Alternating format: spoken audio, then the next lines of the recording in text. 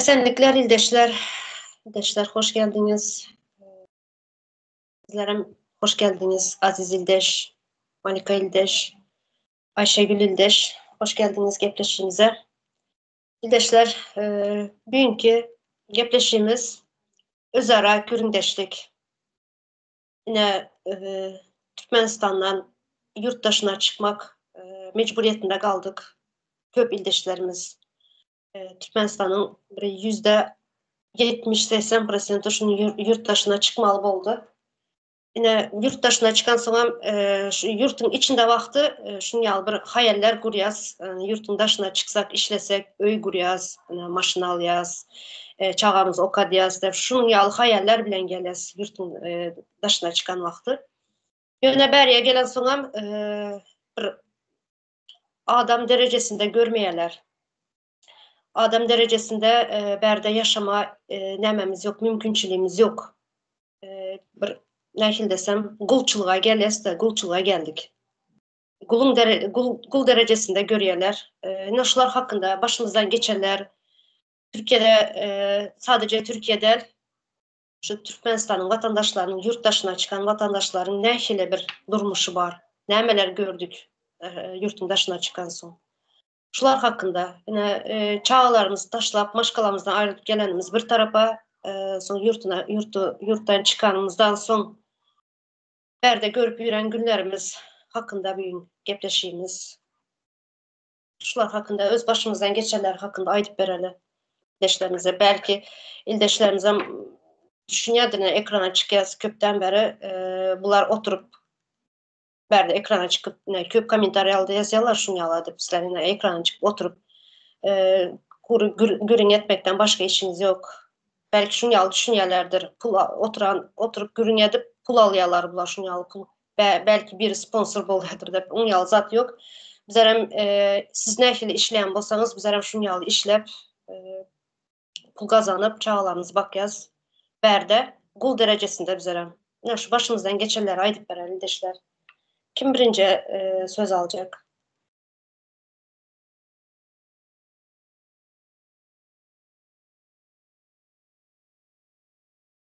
Ayşegül Hanım size söz verin.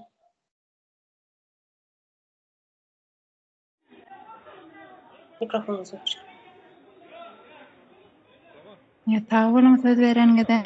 Salam yurtdaşlar, salam kardeşler. Benim başımdan geçeni aytıp berdim. Yurt dışına gidip işlemek käbirler üçin yeňil ya bir täzelik ya bir hidil bir zat ýaldyr köp kişi. Ýöne yurt dışına çykmak, maşgalaňdan, çağalaňdan aýrylmak ýaman bir agyr zat. Özüme ağlay geldim. Berde de 6 aýlap ağlamam diýinmedi, ýani göz ýaşym kepemedi. Özüm bir daşary ýurduň himme zadyna uýgunlaşaýynçam, ýemek içmek bolsun ýa-ni tertip düzgün her zadyna arşaýynçam 6 aý aglap geldim. Ol aýralyk bir ýanyňdan. Sonra da işiň patronlaryň olara alşaňy şoň ýaly kyn benalarymyň başyndan geçirýäni. Men özümem hastam bilen hastanada 3-4 ay boldum. Sonra 3-4 tane Türkmen gellerine dostum. Olara 8-10 ýyl bolupdyr gelenlerine ýöne hiç ýyly ýurt barada, ony özgertmek barada hiç ýyly pikirleri ýok. Men diýän nädip munça ýyl çytap gezip ýörsiňiz diýän. Onda da seniň geleniňe ýaňy bolupdyr, bu seniň tek näçe ýylyň bar diýip maňa.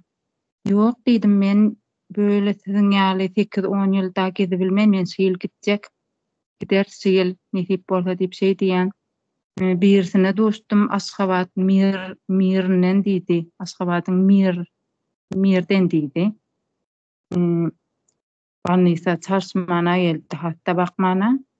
Ay meniň diýdi çarşmyzynym bar diýdi. Men her ýerde gidip işleýän şepaat uýalaryna diýen metdirýän diýip öýle paraň görledi. 3 gün taklady ony.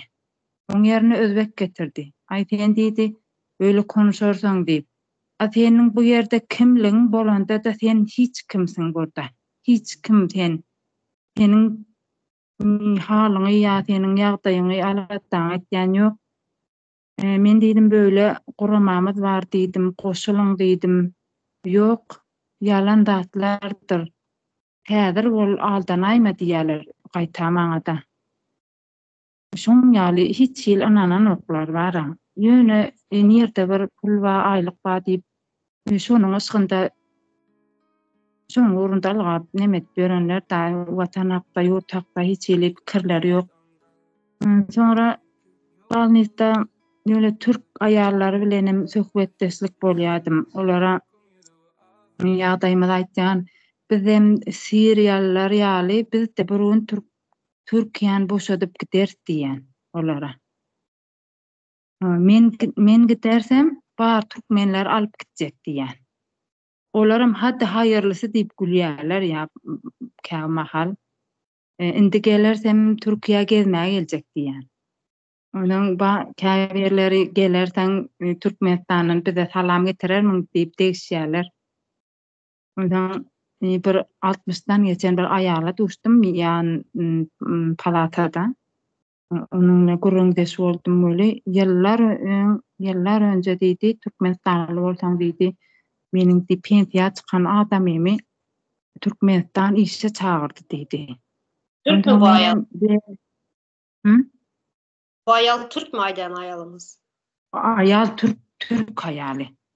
Neme pensiýa çykan adamymy Türkmenistan işe çağırdı diýdi. Men de şol ura ne çaýlyk berjek diýdi diýip soradym. Aýlagy neme gyzyklandym bolu $3000 aýlyk diýdi. Men aýtdym gel diýdim, biziň ýurdumyzyň güni bir daşary ýurtly pentenere galdymy diýip hyrra gaharym meldi bara, derýär gaharym meldi. $3000 bolsa sen öz halkyňa bersene, öz halkyň işlede. Sonra da Türkmen genlerine diýdi, kirin ýudur ýani ken diýdi, adam sanaň başdan geçirenlerini gurrun berdi. Azajyk pul berseňem diýdi, näme işiň bolsa etýän eken Türkmen geller diýdi. Hatta bara dilimen baranok aýtmana, pul bereň diýseler, şo jynty gatnaşa bile kabul etýämisler diýdi. Diýip şeýle gurrun berdi da, şeýle bir utandım, yaman utandım. Bizim denanlarymyzy şu derejä kimler getirdi? Ine, gowy sorak. Kimler getirdi şu derejä? Bizim namusly gellerimizi kimler şu derejä getirdi? Yeter yetmezlikden çağalar üçin bir yerden pul gazansa bolýar, bizim gellerimiz her özüne manasyp işlemege gerek o ýerde, watanmyzda. Ýöne hani ýurtda işlere iş barmy? Mecbur bolup ýurtdaşyna çykýarlar, işsizlikden bu zatlaryň toňuna çykyp täze bir adalatly Türkmenistan gurar diýip umyt etýän. Munyň wagty geldi diýen, o ýanyň halkyny diýesim gelýär.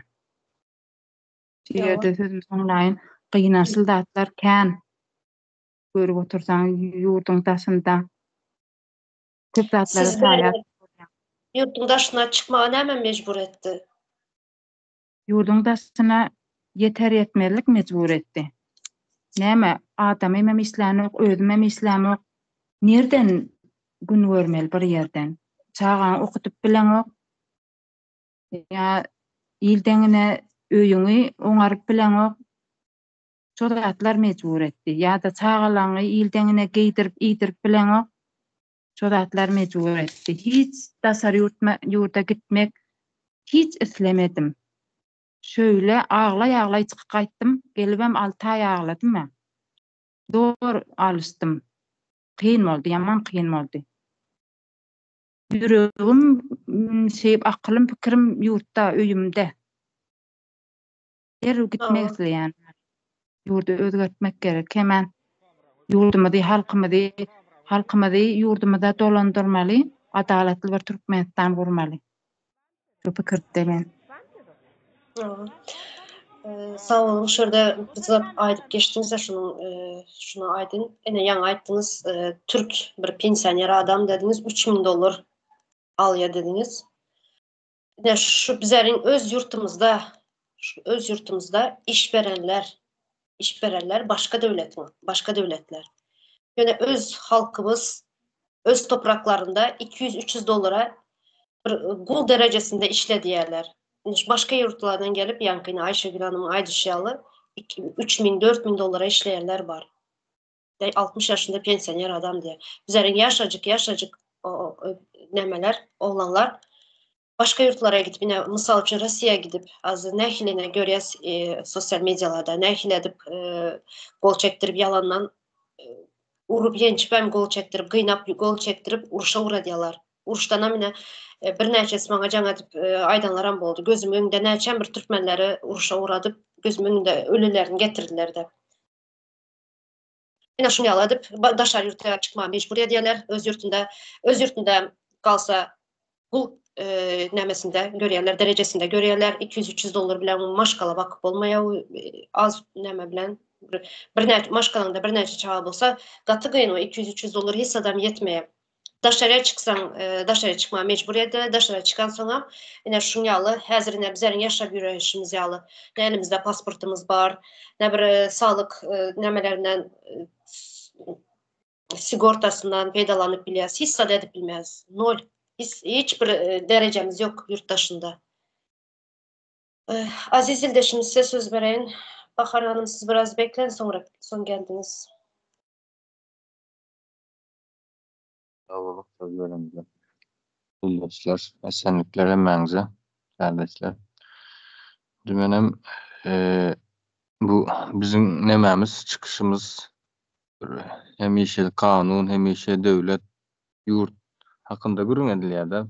Bu bir ütgeçikrek bolsun deyip bir ara geldik. Özümüz hakta, baştan geçirenlerimiz hakkında görün edildi bir ara gelip toplandık. Ben 2018'de geldim Türkiye işlemene. Baştan sonundan karışık aydıp bilerin.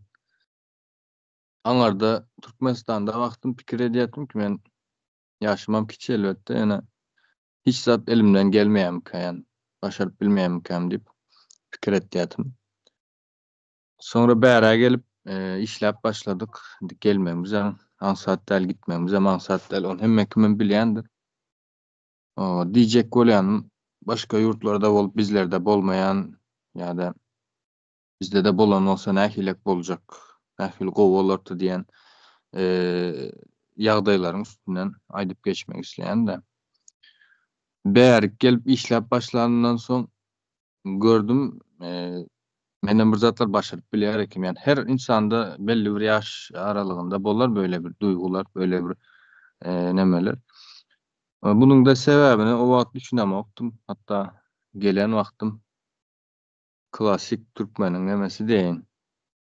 Menem öý saljak, maşyn aljak, öýlenjek. Hatta Aňaryk barandan soň Türkmenistana baran soň işe girmek üçin pul berilýändir. Wizatka pulumam toplap öyle gideýin diýip planym bardy, kiçijikdi we özümçe diýin. Şo niýet bilen gelipdim bäre.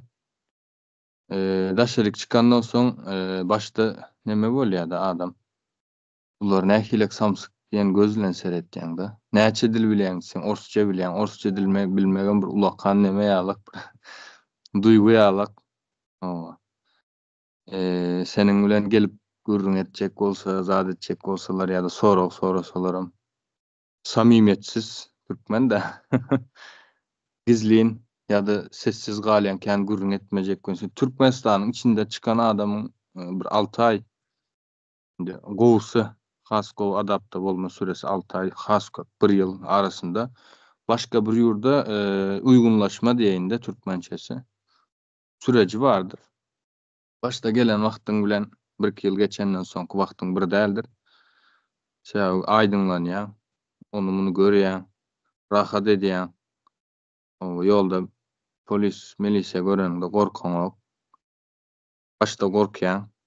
Türkmenistanyň içinde şoň ýalyk, ýani bärdekiler normal gepleşýärler.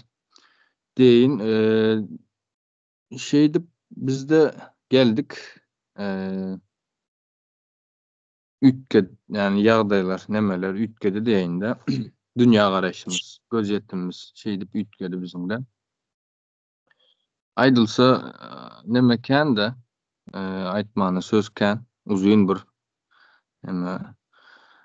ondan sonra siz dowam ediň nädir? Sizin dowam ettin. Birazdan söz alacak. Öyle, sağ ol. Yine yurttaşında Türkmenlerin derecesi dedim. Yani yağdayı, derece yağdayı. Bahar Hanım, yine söz verin size sonra geleniz çümese çünkü gepleşinizi yatladık öyle dedim. Bizi Ne derecede bizler Türkmenler? Ors dövrüne ezildiler. Son özü Niyazov Yürüte erkeklerin narkoman etti. İşsizlik köpelmene başladı. Bulam ayalgıyızların yoldan çıkmağını eli bilen bilgeçleyin döröttü bu zatları. Erkekler narkoman, ayalgıyızların bir celep olandan son olur hocalık bolu bilmeýär millet dağap yok bolup gitmeli. Şonu Yürüte özü eli bilen etdi. Türkmenistan'da hiç bizim mertebemiz olmadı. Bir yere işe varsan ayağından başına çenli sıyınlap sana iş yok. Yaş gelinler işe varsa hükmen şu başlık bilen gezmeli. Şonyalık celepçiligi östürdüler. Ben çörek yaptım, 12 yıl çörek yaptım, köçe süpürdüm. Ahir sonunda bizar oldum. Şu Türkiye çıktım. Hiç yerden hem iş yok. Tekstil bir işe girsem mi dip düşündüm. O zamanım ara adam salıp $2000 parası var ekeni. $2000 versen işe salıp vereyim dediler. Ben ettim yok $2000 yok men dedim. Aylığımdan alsa olmayayım diyem yalvarıyan benne de kelle beylere işleyem olmalı da o vaatları. Adam mecburi alcırıyan da adamım yok. İşten çağı, ululuk içili onu özüm bakmalı. Türkiye'ye geldim. Türkiye'ye gelende indi bir yıl bir yerde işledim ben. Gelenden son bir 20 günde işe girdim. Şirket üstünden değil bir tanıyanlarının üstünden girdim. Yanındaki izlerim. Temizlik yapan bana diye sizin Türkmenistan, sen nereden öğrendin bu temizliği deydi. Sizin Türkmenistan'da böyle temizlik var mı ne diye. Benim kaharım geldi. Ben Türkiye'ye gelip temizlik göremek dedim. Temizlik öğrenecek olsam Türkmenistan'a var dedim. Bizde var temizlik dedim. Diyen son bir katırak geplerinden son bir hiç böyle gen verip gizme seyretip koydu. Ondan sonra o adam öldü. Anne de vardı yanına. Erhele. Kemper garri. Adamsı öldü. Ölenden sonra ben işten çıkmalı oldum. Son köçede kaldım ben. Yanındaki kızlar bir deport olup gitti. Çağız keselleptirdi. O son Sıros'un gitmeli olup gitti. Birim Antalya tarafı işe gitti. Kvartirede bir özüm aldım. Öyüne yesem ayıttı sen çık. Bir özüm. Bolmayadıydı da bir özüm kvartiren pulunu tölep bilmeyen sen neydi. Çıktıydı men neydi bir yere başka maşgal alacaktıydı. Ben köçede kaldım 8 gün. Bir yere bir temizliğe gidende bir apartmanı gördüm. Şu özümüm Türkçemem yok iyidili. Pattım puttum gepliyende. Şu apartmanın en açakı bodrum katında böyle bir yoğun turbalar geçiyor. Öyün sularını ısıtayamıyor. Şunu yalı özü elim degirik gördüm yani. Sıcak. Gündüz temizliğe gidiyordum. Akşam giysice giydikse birinin önüne gelen yalı olup giydiyordum. Şu yere giyip şu turbaların aşağına yattım. Gündüzüm temizliğe gidiyen temizlik tapmadık günümem bu parkta o parkta oturuyordum. Yerim değiştiriyordum. Özüm tanıtmayacak belli göçmeyin deyip herkim bu ayağım için her gün bir yerde değmesiler deyip 8 gün diyenden sonra bir Türkmenistanlı bir gelin vardı. Şocan etti bana. Benim numaram yok mende hiçimin.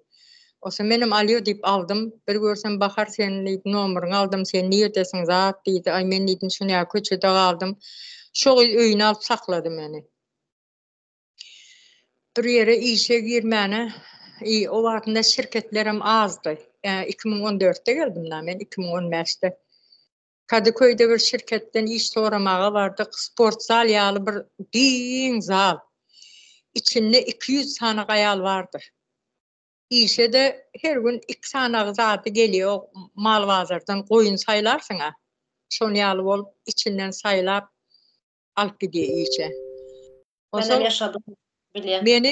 Beni bir neme çağırdı, erhele çağırdı, enesine bakmalıken. O zaman ben aytdım, o men öňü diýdim, baktım, hasta baktım zat deyip aytıp bersem, yankı gelinim bana diye, men diye gaharjaň diye, öýde diye belki men gaharym gelen wagtynda senden çıkararım diye, şo wagtynda sen gaýtargy bermän durmaly diye, näme diýsem tamam diýjeksin diye. Menem aytdım, menem gaharjaň diýdim. Men onu edebilmeyen dedim. Yöne hasta bakabilen de yöne 10 ýyllyk bir üstüme gıyırtmak mende yok. O men kitabımda yok o zatlar dedim. Onda bolmaýa diýdi. O zaman bir bolýa näme diýsen tamam diýeň diýip yalvara elinden tuta gitdi ýa-da. Ine biz şular ýaly ýagdaýa geldik. Onun gündüzlük temizlige giteninde de seni gaýgyr koymuyorlar. Ha, neme damestis çamaşır suw guýýarlar, bagladyp ine şuň bilen temizle diýerler. Temizlik yap astım. Öňe men tamdyrda işlerini de astım bardy menne biraz. Onun üstesinden bir yere gelip çamaşır suwdan doldurdum. Ben hiç demal bilmeyen kesel oldum. Zordan demal yedim. Temizliğe giden vaktim ısıcak su içip demal geziyordum. Ben ondan sonra bir yıl hiç işe yaramanı şu o neme bizim ovamızda gelinin öýünde şo sakladım yani. Ondan sonra şirketler köpelip gitti, işe girdim doktora, yarı pulum doktora gidiyor, yarı pulum öýe goýberýän. Bizim täze Türkmenistan üçin gatnaşyp oturýarsyň diýbem, çağalarymız könürgünçden daşar çıkmana ýasak goýuldy. Gadagançylyk. Men çağalarıma özüm bakyp oturýarym. Indi bizim gelen ýagdaýymyz şu. Birem neme gelendir bir yere? Berdi Muhammedovler. Gelende Türkmenistan 4-nji ýerde durýar baýlykda diýip Şo ýerde hiç bir sorag berýän adam ýok da şoňa. Sen 4-nji ýerde durýar, watanyň bar, özüň prezident, halkyň bir ýerde tualet ýup ber, ondan sen habaryň barmy? Ölenler Türkmenistana gidip bilenak, ondan habaryň barmy? Şu ýerde mazarlyklar gelsen bir aýlaýyn, sen Türkmenleriň ýatyr şu ýerde, halkyň ýatyr diýip hiç gepleýän adam ýok. Biz näçin gelenme 8 ay bolanda dädem öldü. Cenazasyna gidip bilmedim. 2017'de ejem öldü. Onda da gidip bilemek. Indi 2 ýyl oldu. Iň ulay aldy oňum öldü. Oňa da gidip bilemek. Bizim döwletimiz nähil döwletdi? Bu ne gir çıkan izine gitmiyor. Bizim watanymyz göresimiz gelýär. Keyfimizden gezip göremiz ha. Ýöne gitsen izine gelmän gaýgy. Gelmän gaýgy däl. Senin ýerde bir ýyllap işden aýlygyň, pulun olara berdi ýoldan geçiragam men diýip ýalwaryp bermäge pulum ýetmeýär şoňa. Parasyna ýetmeýär. Şu ýerde 40 kalada bir oglan üniversitede okutordy. Pasportynyň wagty doldy, diplom almaga gelmelini şol oglanla izine geçirmediler.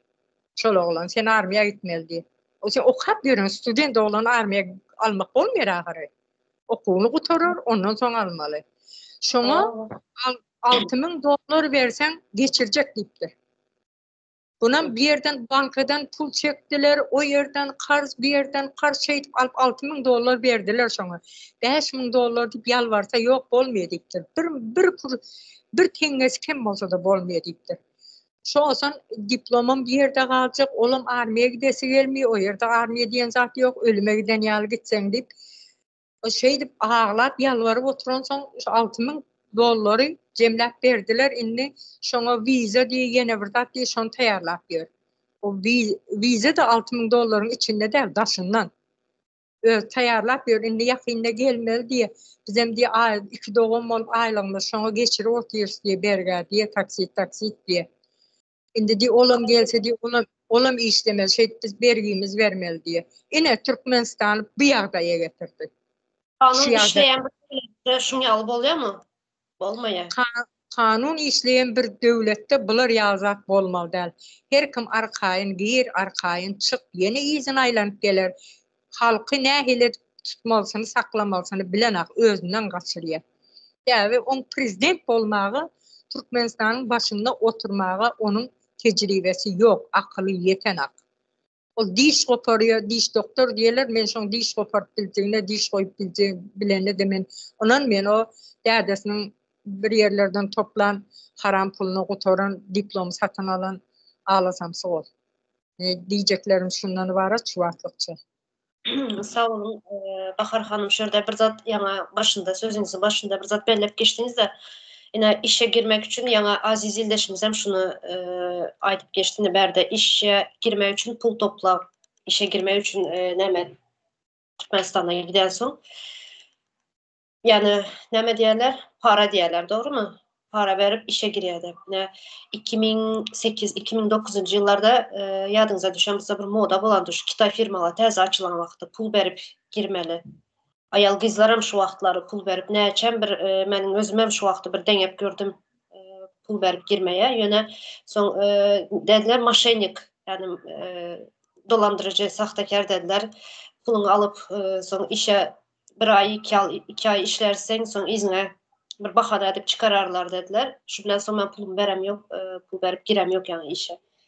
Şun yalı häzirem şu zatlar devam edip duran. Häzirem bar şu zatlar şu Kitay firma diyenleri öz topraklarımızda bizler pul verip işe girmeli bolyaz. Yine de az pula eşek yağlı gul edip işlediyorlar bizlerin vatandaşlarımızı. Sonra şurada yana Ayşegül Hanım'ın aydan sözüne şunu hem bir koşup geçin. Şurada yani hastanede Türkmenleri gördüm dedi. Şurada hiç kim Türkmenistan geleceği hakkında düşünmeyene 10-12 yıllık işte yürüyenler var. Gelenime bir yıl bolmadan yani senin gelenin hala az bolan hala berde köp işlemeli bolarsın deyip aydan ildeşlerimiz var diye. Yine şurada şuların şu köpten gelenlerin çağaları, yankı zatlar aydanın çağaları, özlerinin çağalarını gulçuluğa tayarlı oturan ildeşlerimiz şu. Şuların hem çağaları gelip berde gulçuluk etmeli. Eğer şu Türkmenistan'ın geleceğini düşünmesele, Türkmenistan'ın neslimizin, çağalarımızın geleceğini düşünmeyen bolsalar, şu yankı sözleri aydayan bolsalar şu ildeşimize, onda şu çağalarının gulçuluğa tayarlı oturan ildeşlerimiz şular. Şimdi Malika ildeşimize söz verelim. Malika Hanım size verelim sözü.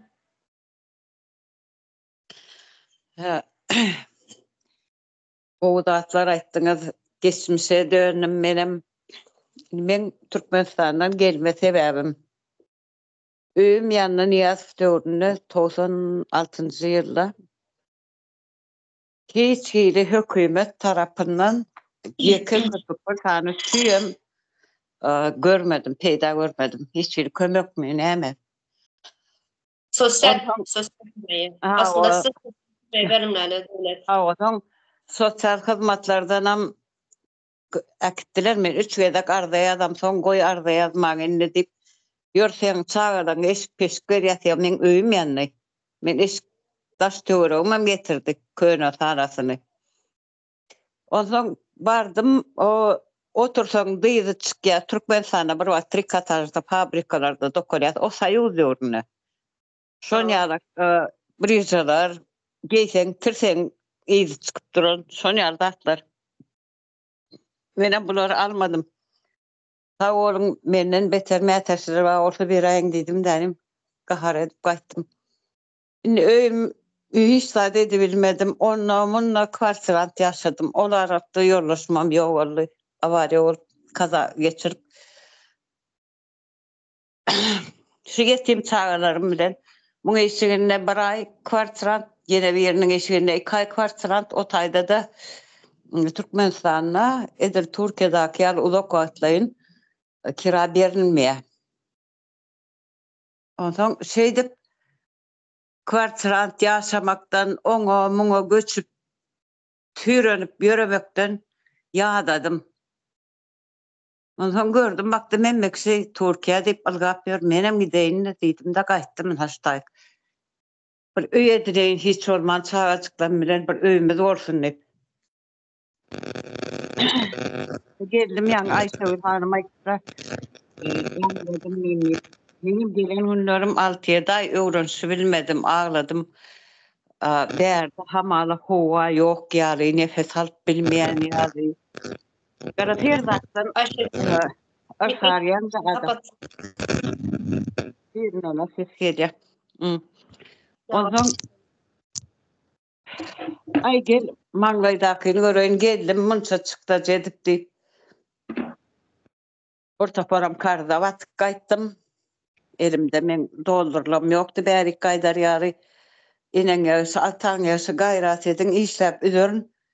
Menen bir öýlü bolayyn, öýüm bolsun diýip şeýdip kart kowal alyp geldim. Endi kardyň sen bermeli Türkmen sana sen nerede işläp berjek? Bolýa diýip ağlasamam, eňresemem işläp başladım. Bir lokantada işledim. Şo taýdan oduk buduk berýärdi, pulu azdy ýöne. Şu yerimi sen bagaplarına biz garipçiliği öğrenene Türkmene medik birdat prokuror nokar verseler şonu öğrenene biz şu yana Aziz kardeşimizden bellek geçti Türkmençiliğinden Türkmenistan'ın vatandaşlığından çıkıp bolanok da bir vada. Ondan o lokantada kapandı. Ondan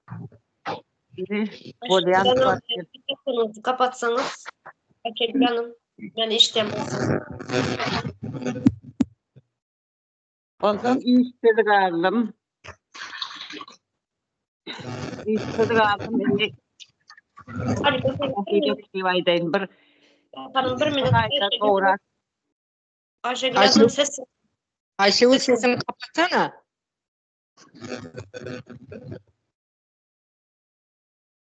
İşte tamam. Devam edin.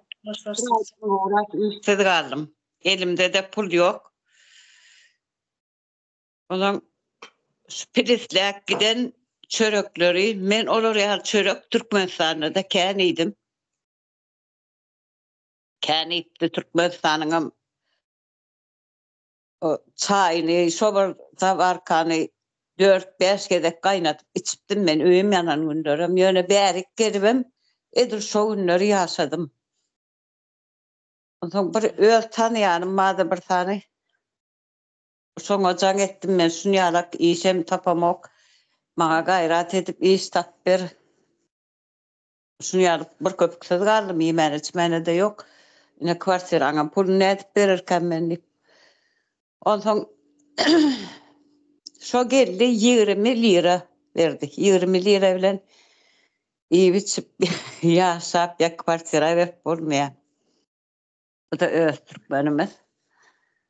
Soň ahyry kwartiraň eýesi bizim ýokarymyzda ýaşaýardy. Bardym da mene şunu ýaly Jelil abi ýagdaýym dedim. İşsiz galdım dedim. Näme de bolsa o adam ekeni goklap da edip kovmadı köp yer kop goýar ýa. Puluny we geçip. Ýani ýok dedi işlersin bir yerden iş tapylar men sana iş gözleşýän zat dedi. Ay olam gözledi tekstilde bir 10-15 gün işledim. Puluna 5 manat bolýar diýip. Gara diýjek bolýan pirislen çöregi bal ýaly edip ýerkeniň adam başyna düşdi. Şo wagt şeýle bir gat agyr diýdim. Türkmenistanyň ýagdaýyny men o wagt tam tapawutlandyryp bilemok. Men öz ýurdum, öz döwletim gowy berden müň etse ay şol ýaly nemeler wakellemde. Şeydip Börkam tekstilden iş çıktı. Bir yarım ay men şu öýde aç oturdum. Bir döwüm demeli ekmeği ağzım dilimin aşağına koyup sorýadym. Şo maňa azçyk neme bersin? Bolam bir taýsa men kimden soraýyn diýip. Şeydip ondan tekstilli işledim. Azrak tekstilli işläp ýörkämem. Ondan mundan şeydip iş tapdym danym girdim tekstilde de men yaram okdum dik aýagy üstüne durup işlemeri çobuk da çobuk gıssap burnundan alýarlar sen ol yaşlımın, hastamın ya açmın, yalan açmın oların umrunda der olur, işini bitirecek öyle. Şey dip, ay ondan ona bundan bana şey dip işledik de, işleyen yerinde de seni gel canım deyip eline pul veren oklar, şu işi etmeli deyip alayan olsa üstesine baran son beyle kişilerine mettiriyorlar. Yani bir iyileşme dağdak geçti, gıyır ya yine. 10 yıllarından gördük. Yöne zıngıp kaydı bilen ok. Şu işi başka iş tapmadan zıngıp kaydı bilen ok. Şu tayda 2 gün işsiz kalsam soğun pullu, yol kireğin var pullu, iş görüşmedik gitmeli. O zatların hemmesi pulu bilen. Anırda da bergen canın alıp geliyor. Öyle şeydi öğünden arttırıp iyimen, içmen şu bergileri verdim deyindim. Ben şu tayda yaşan zatlarım Türkmenistan bilen şu taydın yer bilen gök ýaly edir ço döwürler alanda tapawdy badygyny gözetirdim. Ondan düşünýärdim da näme üçin bizim Türkmenistan şunýalak bolmaýany neftimiz gazymyz badygyny bilýän ýöne biz 4-nji ýerde digimizi on orslar alyp sömür oturany o zatlary bilemokda. Ana şey diýip maňlaýymyz saga dönsek bir daşa, sola dönsek yine bir daşa dege. Yine şu taylar geldik. Şu gurama girmemin sebebim men şu tayda çeken günlerimi, ağır günlerimi her kimin koğunlusu olup, bokunumu çıkap, ağaç pilitlen çörek ip, kösönüp, men çağılam etmesin. Ya men artık çoğuluğum nesillerime şu zatların bolmasını islemek çolar yaşamasın men yaşadıklarımı. Madem men bay döwletim bar ekeni, men toprağımın altı duruşuna altın ekeni, nevti gazy, başga da baylıklarımız var. Näme üçin halk bolup şu Türkmenistanyň köklü vatandaşy bolup, näme üçin men şu zatlardan imkanlardan peýdalanmalylar, näme üçin men öz hakymy kullanmalylar, näme üçin men ýat ýurtlarda gul bolmaly. Ine şu zatlar meni giýje öňe rahatsız etýärdi. Ine gelibem şu gurama girmegime sebäp boldy. Girenmede, gatnaşanmada hiç bir zadyma puşman däl. Gaýta degenýän men şu taýy girmedik bolsam, sag bolsun arkadaşym diýip bolgusyz ýere ýalakalyk edip ýören bolsam, onda men namys ederdim. Men çağalamyň neslimiň öňünde de men gasy ýüzümi galdyryp ýüzüne seredi bilmezdim. Şerde her bir adamın bunun doğasında var da bir yaşama maksadı bolmalı. Maksadı bir nähil desem bir ayakta tutan bir adam ayakta tutan bir maksat koymalı önünde. Ine bizeriňem ine hazır aýdyp berdiňiz şu gurama girmemin sebepleri dediňiz. Meniňem mysal üçin meniňem şu maksadym bir ideologiyam şu gurama girip şu täze Türkmenistany gurmak şuňaly maksat edindim. Bir geçen gepleşimde aýdyp geçdim de şu 40 ýaşyma çyl ýaşamapman ekenim. 40'dan soň şu gurama girip milli halas ediş guramasy. Şu gurama girip nesiller bilen tanışıp özüme bir maksat edinip önüme şu çağalarımın, neslimiň geleceği üçün näme bolsa bolsun, näçili yollar bolsa bolsun, doğru bu yollar gatı hem kıyın yollar hem bilmeyen belki uzakan bolup biler, belki bir neçe günden soňam bolup biler. Ýöne şuňaly maksat koyup şu sizleriň araňyza goşuldum, şu maksadym bilen öňe gidip barýan. Bir her adamyňam şuňaly bir maksady bolmaly. Ne ýa aýtdyňyz, şu gurama girmeýän bolsam, belki arkadaly serdar dep ýalakalyk edip ýürerdim dediňiz. Belki olaryň maksady şudur. Şuna ýalakalyk edip, şulara ýalakalyk edip durmuşynda dewam etmek. Ýöne bizleriň bir içinde vicdany bar adamyň maksady bizim maksadımız ýaly bolar dep düşünýän, çağalaryň nesliniň geleceğini düşüner dep düşünýän. Şunu ýaly bir men görenim. İçinde bir azıcık vicdanı bolsa, başta aýtdym, çağalarymyzy taşlap geldik. Bir bu derejesinde, mertebesinde bärde ýaşap ýürüz. Ýöne öňümizde bir maksadymız bar. Bizleriň hem çağalarymız gelip bizleriň ýaly şu ýerde gulçylyk etmesin dep şunu ýaly maksat goýuldy önümüze. Şunu hem maksadymyzyň hem soňuna çelik gideriz. Hakyky sebäbi diýipdirler ene türkmenne bir söz bar. Ötme namart köprüsünden goy aparsın sil seni diýipdir. Şu guraman içindekem haýsy sil meni nirik götürse hiç ýekece saçmam gymyldamya. Men watanym üçin, gelecek neslim üçin, ilim günüm üçin etýän bolsam hiç armanım ýok. Bu maksadımız şu. Sağ olun Marika Hanım. Aýdyp beren, başynızdan geçenleri aýdyp bereniz üçin. Aýdyp otursan gaty köp zatlar bar. Tüçan söz alybilermi? Siz meniňiz kaldırdığınız aziz ildeşimiz sizden en kaldırdı. Tamam. Bolupdyr, men garaşarym. Garaş. Baharanma bereň. Men gezegimi bereň. İşi Böyle. var bolsa. Yani bizde demokrasiya, şunun için ayal erkekte oturmayız. Kim başta elini kaldıramasa şunun için. Hadi sana söz vereyim Demet, geple. İşiniz var bolsa siz alıp bilersiňiz diýjek boldum. Böyle sağ olun söz vereňiz. Indi näme aýtjakdym? Malika hanım bizi silalar diýip hiç nemetmäň. Çekinmäň diýin. Sebäbini näme üçin beýdidim?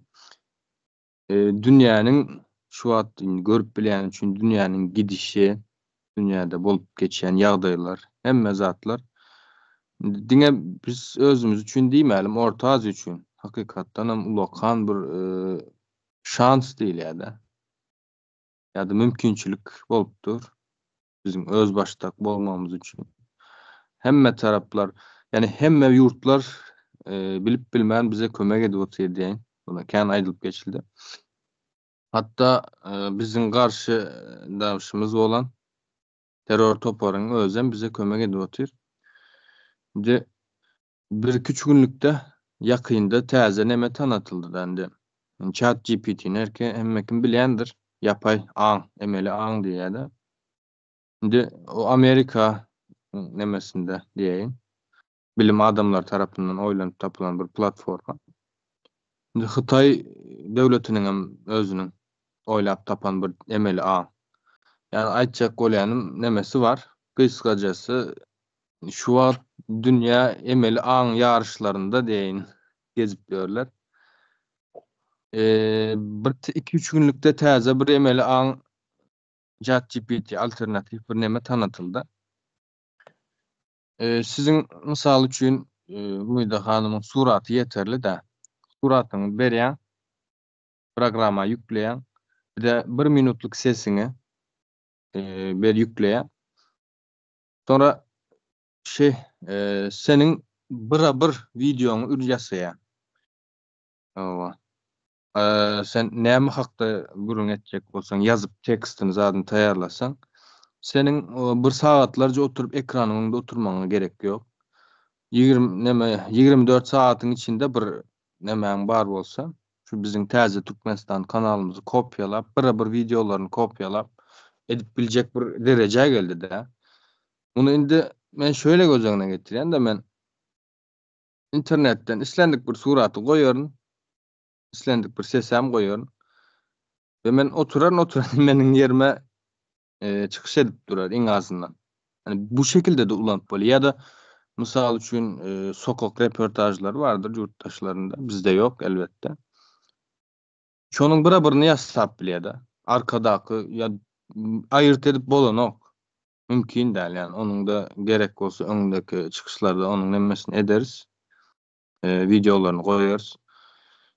Yani dövür nemäniň aklyň, yapay zekanyň aňyň döwrü diýeýin. Bunlar indi onuň öňünde hiç bir şekilde durup bilmezler. Yani bolmayan adam sen Türkmenistanyň meselelerini çıkıp gürre dile getirýär-de. Yani düşündirip bildinmi? Sen onu akidip ogurlap akidibem bilmeýän. bizim kardeşimiz Kemihinen akidişler ýaly. Owa. Pasportym yok onun. Seninki ýaly. Pasportam yok. Ýöne idea sizin ýalňyşlaryňyz ýüzüňize idea wes dünýä ýerede diýen. Ve näme edip bilseňiz ediňler diýen ýalyk. Burada ikinji aýtjak zadym şu. Men şu wagt nemede yani pasportum ýoklugy men Türkmenistan günäkärliyim.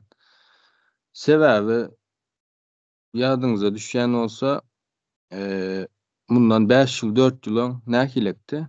Häzir gidip gelip ýörenler aýdarlar. Telefonuň içine çenli barlap owa. Elekçelek edip soraglar tutup häzir oň ýalak zatlar ýokdur. Çünkü bunu bilen ok Türkmenlerin köpüsi aýtsaňam diýerler. Yurt dışında Türkmenlerin hereketi yani täze Türkmenistan ve beýleki Türkmenlerin sosyal medyada aktif olmasının netijesinde karşı tarafam indi neme edip başladı da. Türkmenlerin öňki ýalak değerligini oýanyp başlangyny görüp başladı ve biraz azaltdylar diýjek bolýan. Hawa berden näme aýtjaktym da Türkmen bolsaň belli bir ýere açanly näme edip bilýäň-de meselem. Durmuşda belli bir ýere açanly gelip bolýar. Ondan aňaryk çykyp bolanok sebäbi dünýädima düşdi-de bulam. Meniň pasportum ýok elimde. Bir ýere gitjek bolsaň gidip bilen ok rahat. Bir öz adyňa kanal açyp, öz adyňa ne bileyim bir zatlar üretjek, içerik üretip biljek, böyle bir pul gazanyp öz nemäň bilimini aňy işletmek isletsen ruhsat beren ok. Yani hiç zadymız yok. Aslında pasportumuz yok değil de hiçbir zadymız yok. Bizi kovalap böyler. Fırsat tapsalar oğurlap alıp gidecekler. Yani bu hakykatdan hem bu diňe meniň başymdaky bir zat değil. Ve Türkmenlerin hemmesinin hem başyndaky bir zatdyr. Ha şunu diýip bilerler, näme üçin gitmedin? Pasportuňy näme üçin çalışlamadın? Men onların ticaretine gelmek istemedim açıkçası. Yani şu yerde konsulda gidip pasportumu beren wagtym çalışıp bermeleri gerekli. Ben Türkmenistan'a gidip otayda aeroporda samolyot pulunu verecek. Otay gidenden soň muhtaňyp beren oňa ýalbarmaly, pulunu bermeli. Şey dip men pasportu alıp soň ýene izime gelmeli. Şuňa ýalyk bolýar da. Men berde 5 ýyl işleýän, pasportuň wagty 5 ýyl dogrymy? 5 ýylda bördeden bir dünýäniň nemesi ýokdur. İşläp ýörenler Türkiýanyň ekonomikasynda bilerler. Men ondan öňem Türkmenistanda bir nemämiz ýok hanem. Çağanyň aýdýara kiçik wagtynda almaly eğitimleri zatlaryň dil bilemok en azından. Dürli diller bilsetim bäri gelip owa süýrenip işlemesdim. Onu bilmediğin üçün doğru düzgün näme gazanyp bilen yani bunu herkes bilýändir. O gazanan puluňam ýarsyny Türkmenistana gidip pasportuň çalışjak bolsaň bir hile ziyanla ýaşap ýören ýalak bir duýgu gelýär-de. Hemmekiň tanadyk bir nemedir bu. Tanadyk bir duýgudur. Şonuň üçin Melika hanym yani bu dünýä tiz bir depginde ýaman tiz ösýär. Hani ertede bir günde bize gerekem galman biler ýurda. Täzeden gurmak üçin karşı tarapyň bilmesi gerekli bunu. Yani hiç nemetmäň diýende. Ruhtan düşmäne gerek yok. Häzirlikçe aýdyp boldum. Aziz, köp sag ol, gaty zatlar aýdyp geçdim. Ýene bir saz soram bar. Soraya geçmesden şunu ýa-ni aýtdym, emeli aň dediň de. Ýene dünýä nämeler bilen hazır näşile ösüşde. Bizler näme ýangaýna Malika hanymyň aýdyşýaly dilimiň aşagyna şu plislerini töre goýup şunu ýala dip bir näme etdim diýe gün gördüm diýe de. Ene Bahar hanymam şöyle şu apartmanyň içine girip şu turbalaryň üstünde ýatyp bir näçe gün şunu ýala dip günümi gördüm diýe. Ene bizleriň ýeten derejemiz ene şunu ýaly da. Türkmenler yani Türkmenistanyň halky deyin toplum cemiyet şu zatları yine 21. asırda bize sadece şu zatları düşünýäs hazır.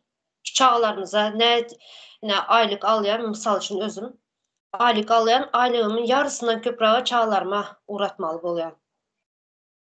Kalan hem özümün berde meliç rasxotlaryma galýar. Ine şunu ýaly şu zatlar bilen bizler berdek yani ömrümüz ötüp barýar. Ömrümüz ötüp geçip barýar. Ýöne bizler bu zatdan habarymyz ýok, ömrümüzün geçip barýaryna. Bu geçen ömür ize gaýdyp gelmeýär. Bu geçen yaşımız izimize gaýdyp gelmeýär. Bizler nämelerin görüňine de oturys berde. Dünya nämelerin nämesinde ösüşünde. Ine hazır azizleşimiz aýdyşýaly emeli aň diye. Şunun ýaly bir näme bolsa da, mysal üçin, ýanky aýdyşyň men gaty gyzyklandym muňa. Meniň berdine işleyen, işimin arasına gidip gelýän şu berdem aňsat däl-de, garmama bakýan agyr özlem, şu oturuzmaly, belim agyrýar. Özümem bir sigortam bolmany üçin hastanäme gidip bilmeýän ýanky azizleşimiz aýdyşýaly pasport ýok, pasportymyz işe yaramaýar deň, işe yaramaýar. Hiç bir zat edip bilmeýäs. Yok bar bolan pasportumuz bilenem. Ine şunun ýaly şu ýagdaýlarda ýöne dünýä nähili ýagdaýa geldi. Şunun ýaly bir ýanky aýdyşyň ýaly bir bizlerde hem şunu başaryp bilsek de men bäri ekrana çykyp oturmama gerek yok. Ýanky aýdyşyň ýaly gowlap ýürär. Hazır meni hem izimden gowlap ýürärler. Men indiki Merdan Muhammedow ildeşimizden soň meni ağlamaýa başladylar. Şunun ýaly näme bolmasdy da bizlerin içimizdeki şu koyulan yani yaşayanlarımızı, önümüze koyan maksatnamalarımızı şu ekrana çıkıp yankı emeli an aydıp dursa bunları neyle edip kimi kovalayanlar sonra kimi izinden ağlap kime nem edip bilerler de şunu ýaly bir düşünce geldi gatı gozat bu eğer bunu başarıp bilsek. Son ýa-ni azizleşimizde bir näme aýdyp geçdinde Terör Topar bize bilmeden bize kömek edip otur dedi. Şunu birazcık açıklama etsen nähili edip kömek edip otur. Oğlum. Ýanky birinji aýdagyňyz aýdaýyn.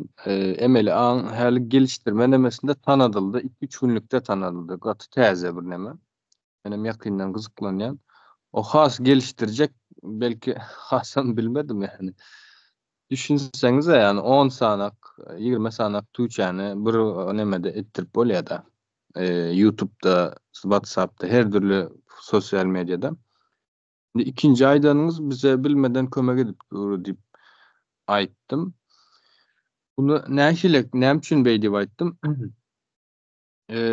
Meselem Türkiýe gelen vatandaşlarımız, ildeşlerimiz hemmesen bilýändir. Mana häzir aýdybam geçdiler, kardeşlerim. Peýda adam türkmenlerden, özünkiden gelýändir, ziyanam özünkiden gelýändir. Dogrymy? Şonu şu bäri gelip, bären biz uygunlaşýan çaq, orada börde işläp, näme iş bolsa da, näme pul berse de işläp, böyle bir gulçuluğun nemesi de, şu wagt gulluğumuz bilemiz yok. Şimdi häzir düşünýäs gulluğumuzu. Häzir hem gul çykamyz yok häli. Yani o wagt bilemiz oktuk da. Bilmesen ken agyr batanok, bilip durup etsen agyr bat diýe da. Men aýdýan, men bolsam, varsaýym diýeýinde, öňüne misal getirýän. Men şu ýurdun başynda bolanynda ýa-da meniň elimde susak bolanda diýeýin. Men aýdartym şu ýurdun daşyna gidýänlere o belli bir eğitim berilse, mesal üçin men olsam şey derdim hani daşar yurda gidip barýam, o nira barýan, Türkiýe barýan, işlemänem o, bolýa git. Ýöne aňardan zadam edip bilersin. Ýörüýte türkmen şirketler bolup biler. O taýyp gidersin, o taý desen haýsy şeherde nähilek. Iň azyndan şunlary etme, şunlary et diýen ýalak. Mysal üçin şöyle aldap bilerler seni, şöyle gandyryp bilerler. Aýlyk iň azy şu bolmaly, köpü bu bolmaly. Ya da bilmeýän bolsaň dil öwren. O şu kanallardan öwren ýa-da gel bizde bir aýlyk kursumuz var, oka dilini öwren. Ýalak bir neme edip bilerdi mysal üçin ýurt hakykatdan hem halk üçin gurulan bir ýurt bolsa şunu ederdi. Aslında onlara geregem galmasdy da.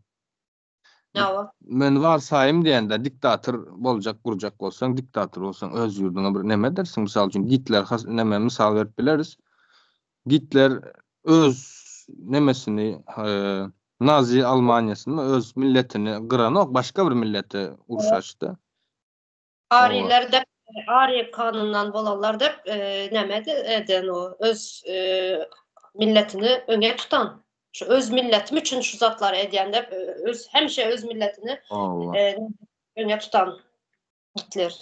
Ova gısk kaldıp toparlap aytsak adam kıyın ýagdaýa düşen wagtda neme bolýan savaşlaram bolan wagtda adamlar bir neme diýendir özlerine gelip silkinýändirler. Adam kıyın bir ýagdaýa düşende aýdyňlanýar. Da bir gowzat. De 2-3 türlü adam neme var-da. Birincisi ýalňyşlaryndan neme çıkaryan adamlar. Ýalňyşlaryndan öwrenip ova. İkinci tip adamlar ova yok pardon 3'ün birincisinde ýalňyş ýapýar, ýalňyş eden ýalňyşyndan ders çıkarmaya, şu ýalňyşy gaýtalap duran bir tip adamlar vardır. İkincisi ýalňyşyndan neme çıkarýarlar, netije çıkarýarlar. Üçüncü adamlar bolsa ýalňyş başgalaryň ýalňyşlaryny eşitip, makalalar okap, internetten araşdyryp görüp, ova kinodan zatdan başgalaryň ýalňyşyndan ders çıkarýandyr we şu ýalňyşyň üstünde aýlanyp geçýändirler. Hökümetiň şu wagt, ýani hökümet dip bolsa adyny gystykça gysýar da türkmen halkyny. Soň adamzadyň deýin aslında canlılaryň bir özelligi bardyr. Ölmejek bolsa her zat edýär da adam. Canlılar hem öyledir. Türkmen halkam ölmejek bolsa bence hareket etmeli mi kadiyan? Yine bir sıçanı misal ettiren nemenin içine koyan, etkanın içine koyan, şunda nemet başlasan, sıkıştırıp başlasan üstüne topluyor ya bolmasan. Koy bir hayvanı şunu yaladıp sıkıştırırsan üstüne topluyor. Yani adam canlıyam şunu yaladı. Ben yankış sana veren soramın özüm cevaplayayım biraz özüm düşüncem boyunca. Yine yurt dışına çıkmaya mecbur ettiler. Yine bizlere bir cemgiyete veren kömeği deyin şuların hazır. Oturan nemez kömeği demelde. Bular için belki gowu bolup biler yöne bizler için cemgiyet için gowu deldi yani yurttan çıkıp şu çağlamız maşkalamız taşlap gelmeyi yöne eden gowluğu nähil desem yurt dışına çıkan adamların göz yetimi ulaldı, göz yetimi nemetti, dünya karayışı başka hili boldu. Soň berden giderler Türkmenistan'a barıp häzirki berisinin kanunlarını görüp yani yaşayışı, adalatı yani Türkiye'ni demeyin de yani boy Türkiye Türkmenistan'dan başka yurtlara giden ildeşlerimizden göz yetimi giňeyip soň yurta baran suçsakları nemet başlayalar da nem için bizde munyalı berde Aňyra gittiğimiz yerde başka hili de şu zatlara kömeği etti. Deňeşdirme bolýar o. Deňeşdirme bolýar. Fırsatı berdi.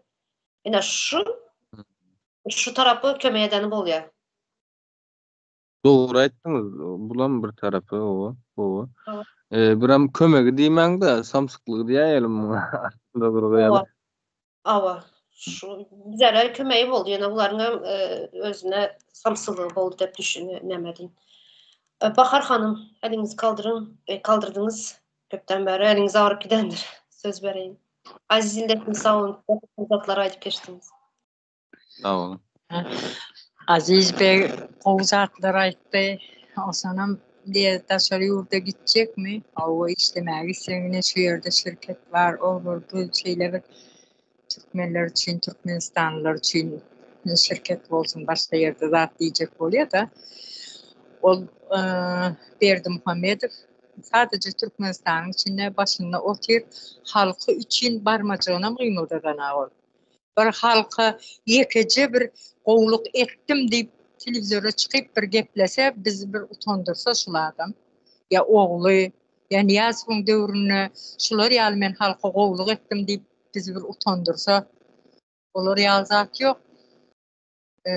Yine ol var çağlardan başlardı öňünçe halky düşünse daşary ýurtda okasun. Türkmenistan'ın içinde gidiyorlar, okuyorlar, diploma alıp geliyorlar. O neyse sana koyun verdi diploma belli de. Şeydi benim geliyor okuvçulara burada dedi şarp edip kellesine urup okusan okumasan koy men aylamazam bol deyip görem olayımlar. Haysı mı olayım bilimli oldu ya da haysı bir mektebimiz bizim mektebimiz diye. Yine Amerika oy versin şehirde muallimçilik okusunlar. İngiliz dili muallimlerim şeyle Türkmençe gepler otur yüzüme bakıp İngilizceni özleri bilmiyorlar. Yine Türkiye oy versin muallimçilikte okusun, okuvçulara neyi seyretmeli, neyi düşünüşmeli, şu çağanın yüzüne seyredenle muallim son yağdayını bilmeli. Oku bilen käbir çağalar bolar, sen gurrun berip otursan eýýämi beýnisine yazar onu. Käbir çağa bolar, şoňa birazjyk ilgi görkezmeli, şo gyzyklanmaly şo çağa bilen. Şolaryny bilmeli. O hiç sadyny bilen zatlary ýok, mekdebiň demalş okuň arasynda demalş ýeri ýok. Tatanaklaşıp daşarda nemen çamurun içinde tuvalete gidecek olsa aňary ayak ucu tarap gidiyorlar palçyň içi bilen onu son o nemeni arasaçylyk edýänler hem gyýgyrýarlar aýagyň palçyk etip geldiň diýip ýöne o çağa hemme taraplayın basky neme o enatalar ýygnagy bolýar. Kim padarkacık soğukçuk berse şonu över o yerde beylikin adam tutulmuyor. Benim çağlarım için yığınağa barıp gördüm. Bu oğlum gepilecek gepini bilen ak. Ben özüm Türkmenistan'a vardım şonu yağlı. Gepilecek gepini bilen ak deyip içimden tiskindim şu oğlumlarla. Hazırında Türkiye'de 11 yıl verdim ben. Yöne barandan sonra şu oğlumlar gepilese var ha. Ağzına ayakkabımı çıkarıp urasım gelir. Gepleyen gepinin manysları yok. Çağalara nähili. Men mektebe barıp çağalan bol görüşünü görsem men gynanarım men. Bir maliyataga girdim makam. Oyunların içinde makam diýip düşünüyorum. O bilim diýen zat bilim däl diňe bizim bir mugallimimiz aýdypdy. Nime biz kiçiräkdik osan şeýle öwret çağalara şeýle diýip mugallimler özleri pikir alşýar. Adyny ýazmany bilse boldy da bu oýsaňa diýe. Ayında olsun aylığın alsın deyip şey diýlerini men kiçirägim bolsam şo ýadymda galdy da biz indi çağa deyip äsger men bizim ýanymyzda gepleşip dur. Adyny ýazsa boldy da deyip şey diýip. Men başga enatalardanam demek. Men teyzim okudup diye çağalama okudup alim etjek bolup duramak. Bar öleni bir topar pul vermeli okuwa. Men pulum ýok oňa diýip okuwny tutarsa paýta zawda işe girer da diýip. O paýta zawda işe girmek üçin bilemmi sen 2-3 aýlygy vermeli oňa. Paýta zawda da iş ýok. Oňa o aýlygy bermek üçin oňam tanşyny tapmaly. Men gyzyma aýtdym şu wagt köçe süpürýän işe girer buýmeni berip bolmasa diýdim da öýde boş oturup öz-özüne ip bar ýendiň. Oho, ece diýdi sen köçe süpürýäne giýersem diýip häkimlige beren ýal diýip onuň tanşyny tapmaly diýip. 3 adamyň näwisinden geçip gitmeli diýip.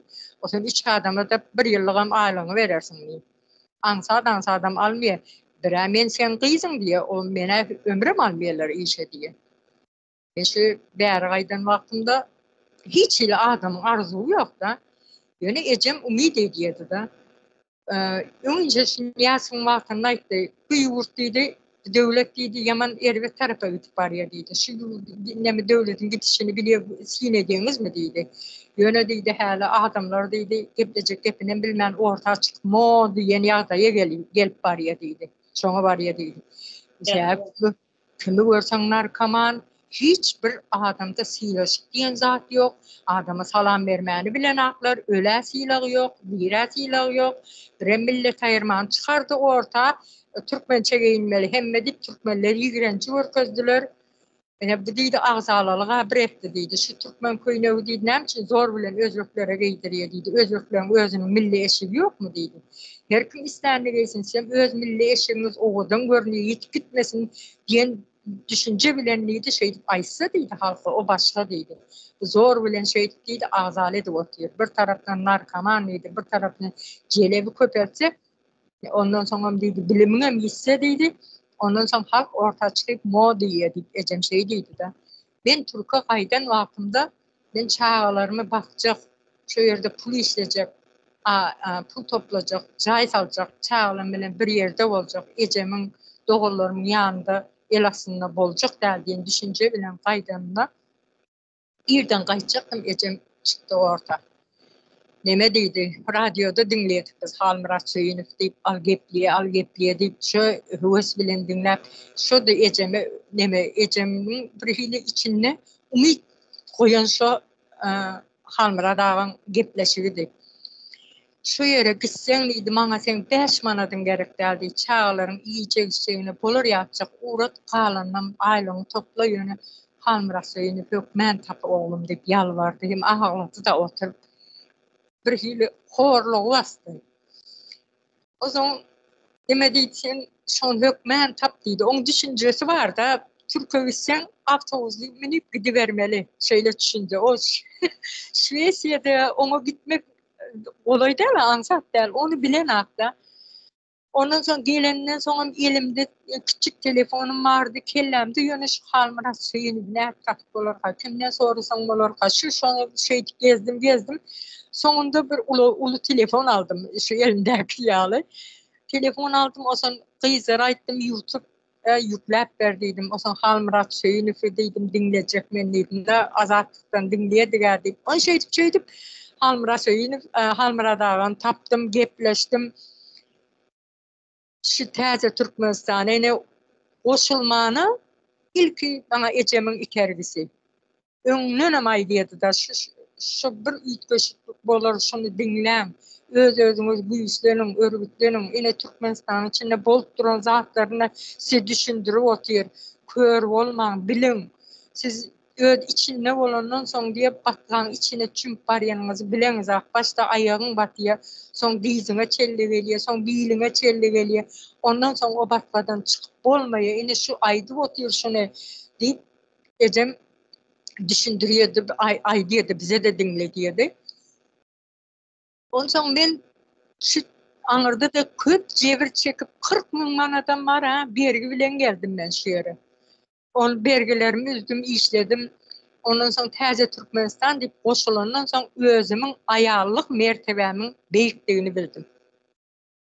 Jenan mertebesi beýikdigini men täze Türkmenistana goşulyp bildim. Öň işleýäs, tualet artýan, işden gowmasyn diýip ir bilen turýan, naharlaryny taýýarlajaksyn, tygdyrap dursaň bir zat diýip bahana tapmagaýda. Bu bir zat diýse menem gyýgyş goýsam işden gowar da. Onu düşünýän aeroportdan geçecek bolsaň onda dagdyrap dursaň geçirermi ka, geçirmermi ka, Türkmenistanyň içinde bolanyňda da ezile işledik. Daňdan 4'te çykýan ýola, akşam 8-9 prezident geçecek diýse, onun biri çellem durýardyk. Ýoly var ha. Neme bilen köpürdüp ýuldurýardy bayramçylykda. Daşardan bir adam geljek diýse, şu nemeden başlaýardyk biz. Şelhon institutynyň töweregi da şu Bekreva dilen ýoldan başlaýardyk. Tap çoğanlyň köpürsine çelli şu ýuwa gidip beri ýuwup bir toparymyz ýuwýardyk köpürdik. Bir toparymyz hem durulýardyk. Şeydi köçede işläp şeydi ben ene bu Türkiýe gelýän Türkiýede de Türklerde ene ezilip öýsüz nemeden padwallaryna ýatyp şeydi bir ezilip ýören halk birden täze Türkmenistana goşuldum. Men ölüpdim, direldim. Mazardan çykyp gelen nemeden näme diýip o dünýäde cennete gidiýän, dozaka gidiýän diýerler ha. Şonu ýaly dozakdan çykyp gelen ýaly boldum. Özümiň mertebämiň beýikdigini ene şunda aňladym. Vatan söýgüm bar, ýöne içimde gömüp ýörün, içerde aýdy bilemäkdim. Indi açyk aýdyp otyryn. Ýa Melike hanym aýtdy, Türkmenistanyň neme şöhrat, haramdagy şöhrat diýip kesem namys ederdim diýip. Aýdym bilmezdi. Melike hanym aýdym şöhrat diýip aýdym bilmezdi ýöne. İň pes derejede şöhrat diýmesen pes derejede de triapka ýalwar gejeňde. Aja turardy. Yine de aýdyp bilmezdi o zatlary. Ene bäri geldik.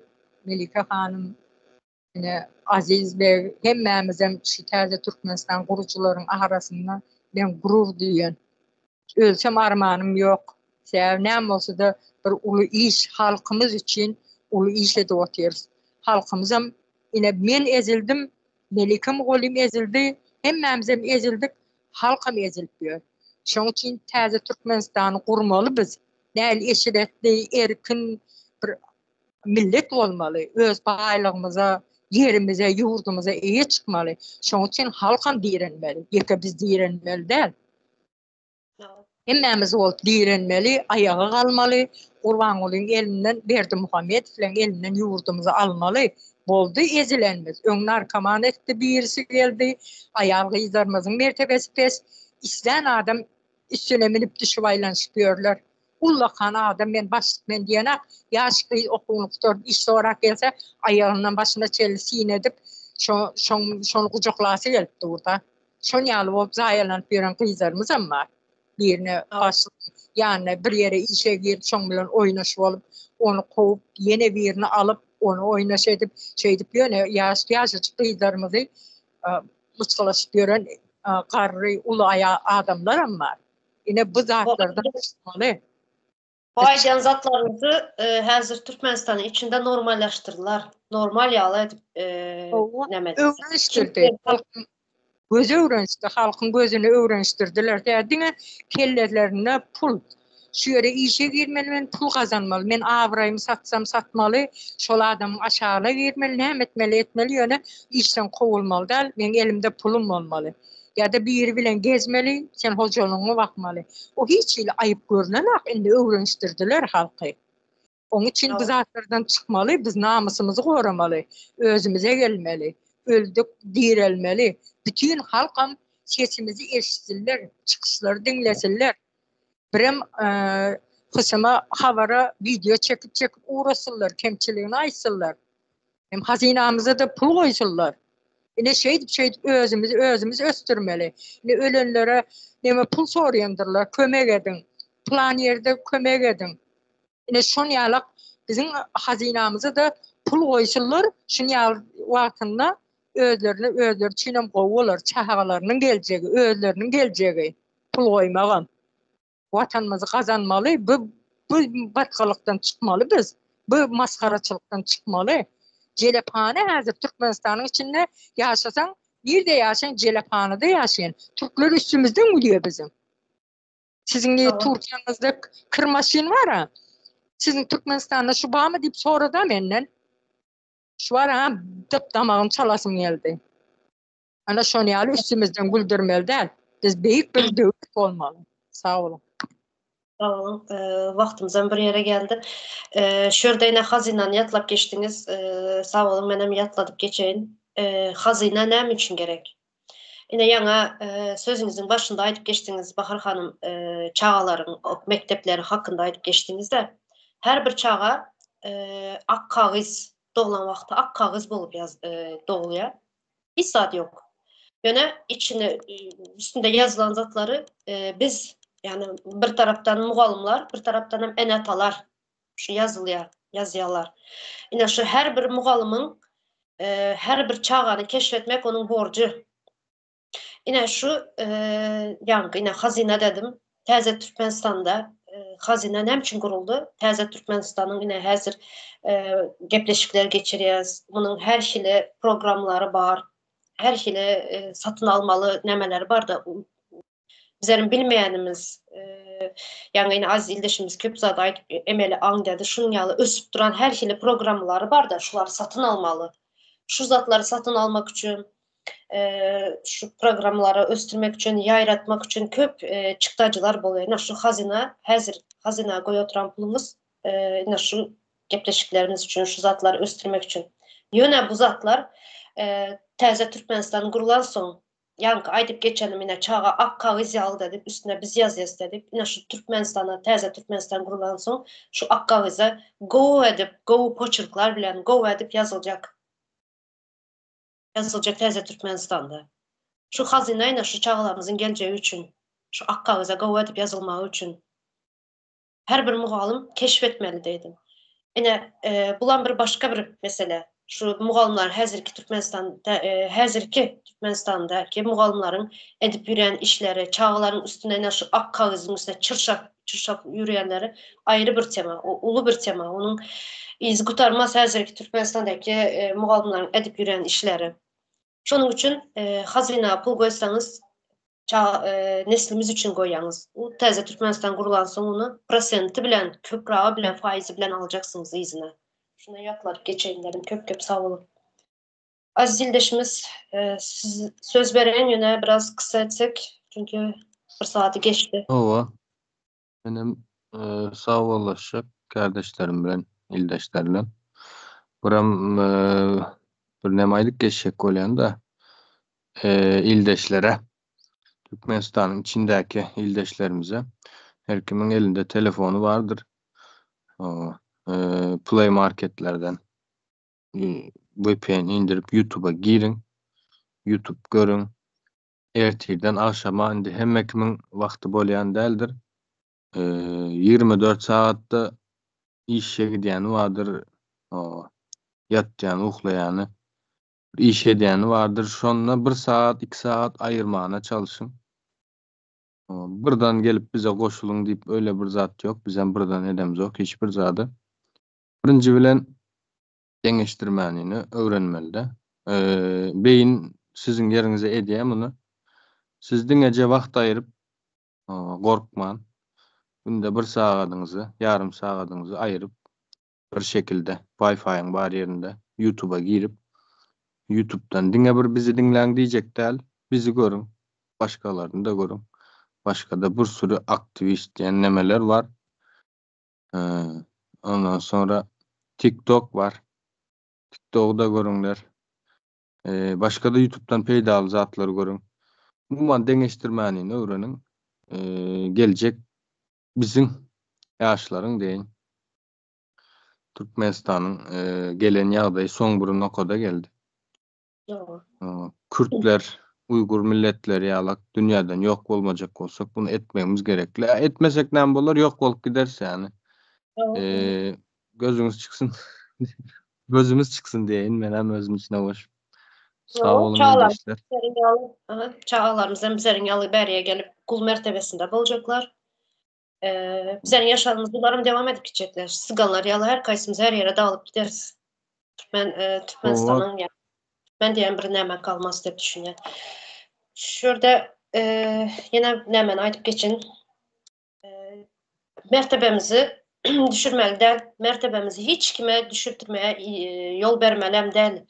Bizlerin öz hazırki hükümet bizlerin milletin mertebesini katı pes derecelere düşürdü.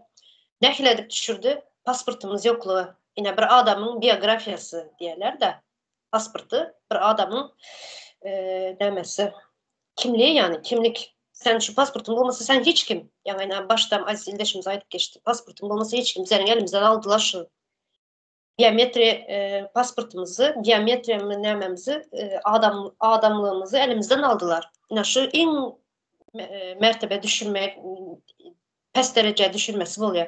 Yani öz nehil desem üstümüzde oturanlar hazırki hükümet. Şunu bizler qaytarıp almalı. Öz biyometriyamızı, öz pasportumuzu izine qaytarıp, mertebemizi izine qaytarıp almalı. Bizlerin bunun yalı daşarı yurtlara çıkıp azap görmemizi, daşarı yurtlarda, yani öz yurtumuzda hem daşarı yurtlarda bunun yalı kıyınçılıklar görmeye, kıyınçılıkları döretmeye hiç kimin bizlere hakkı yok. Nem için de bizler adam bulup doğulduk. Adamın bunun yalı kıynamağa hiç kimin hakkı yoktur. Adam hakları beyannaması var, insan hakları. Yani şurada yazıklı ulu harplar bilen. Hiç kimin bir adamın adam bulup doğulan canların mertebesini düşürmeye, bunun yalı kıynamalara hiç kim yol vermeli değil. Hakkı yok. Şunun için mertebemizi saklamalı, mertebemizi izne almalı. Bizler tarih okuyaz, tarihten dinleyez, tarihi nemet araştıran adamların videolarını dinleyez. Bir mertebeli bir millet olan Türkmen milleti. Şu mertebesini izne qaytarıp almalı diye düşünüyorum. Şunu bu gepleşiyi cemlemeyecek. Hal yine başka ildeşlerimizden var. Özünün başından geçirenlerin nehili mertebemiz düşüklüğüne berdiğine Türkiye gelip nemeler yaşanılan aydıp verecek ildeşlerimizden köpalı. Bu gepleşiyi cemlemeyecek. İzin devam ederse. Devam olacak yine de ama o var. Buram şunu aydıp geçeyin. ildeşlere, kardeşlere siz kabul etmedikten sonra hiç kim size hiç zat edip bilmez. Bunu hakkınız olarak nemetmeniz gerekli. Menin hakkım bu deyip siz kabul etmeli değil, ayak dirap durmanız gerekli. Haýsy Evet. gurrun, haýsy konu bolsa da. Sağ olun. Ya, şunun için hem haklarından bilmen gerek. Okumalı. Konstitusiyada, kanunda yazılan zatları okumalı. En şu hakkından etmeli. Hakkını soramalı. Türkmenistan'da kanun işlemeye de durmalı değil. İşletmeli. Kanun bizler için, yani adam için yazılan için kanunu bizler işletmeli. İşlemeyen de bu Türkmenistan'da kanun işlemeye demeli değil. Bunu açacak oldum. Böyle ildeşler köp sağ olun geleniz için. Aydışmayalı gepleşik yine devam ederiz. Sağ olun. Yazılıkçı.